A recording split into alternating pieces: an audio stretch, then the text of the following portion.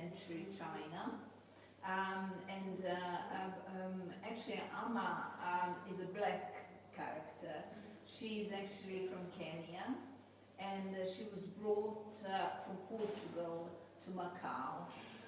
The reason why I've chosen Macau as a setting point of the story is because those days Macau had a very interesting mix of Chinese, African and European.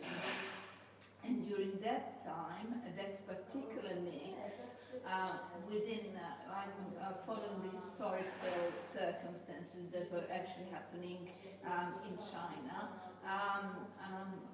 within my story, these historical circumstances are intermingled with this particular story, which basically talks about a coffee house, a philosophy setting where people share thoughts, where East and West mingle, where actually the hidden players are in actually play. They're hidden players, as they would be female who are actually, you know, from a slave background, but because their force was such, they became queens within their setting.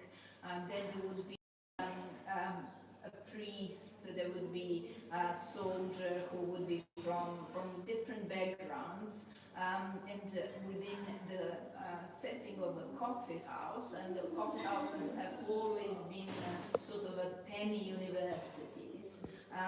They would share different ideas, philosophy, and in a way shape the destiny of the world around them. I put it in the sort of 16th century to just give that thought that there is a chance that this type of setting was happening all through the history for thousands of years all around the world. That it wasn't just influential figures that we know that have actually shaped the world, but the whole set of figures, conscious creativity.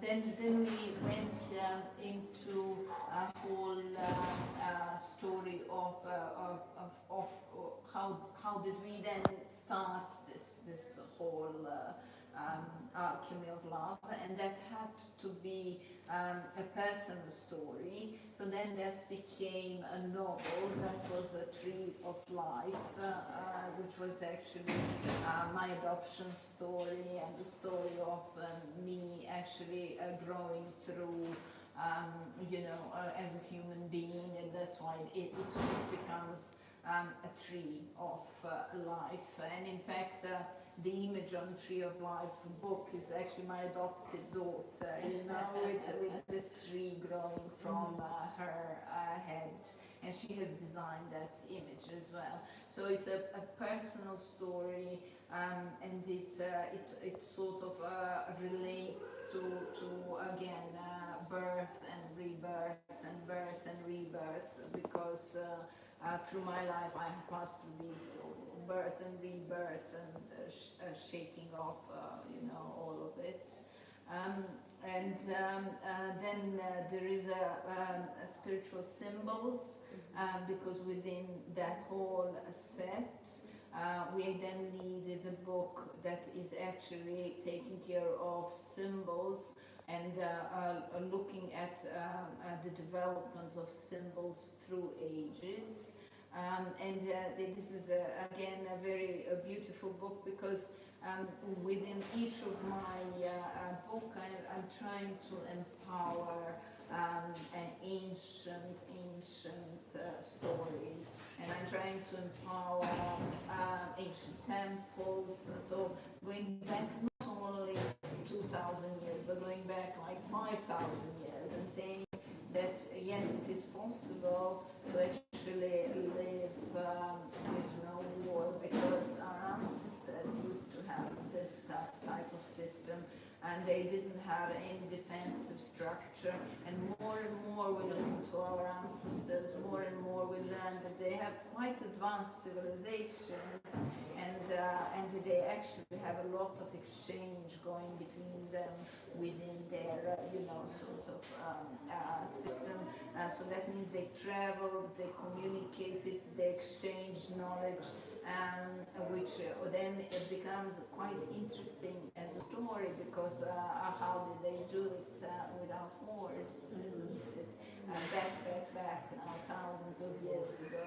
And then that also at the end was crowned with a book called Metaphysics of Sound, in search of the name of God, which basically then goes into the development of languages, because again, from symbols you somehow have to go into this development of language, and how that development of languages of different cultures actually really show us this tree of humanity, and how beautiful we are connected, and how each one of our philosophy is connected, and how similar we are, and how beyond any religion we are, because we are so spiritual as being with no structure whatsoever. And that's where the metaphysics of sound comes from. Thank you very much for sharing all that. Is there a message that you'd like to leave for your readers when they pick up any of your books? Each one of them is on its own, so you can pick any of them. So each one of them has its own story, and you could sort of work with it on its own. So it's really easy to pick up the one that you are mostly.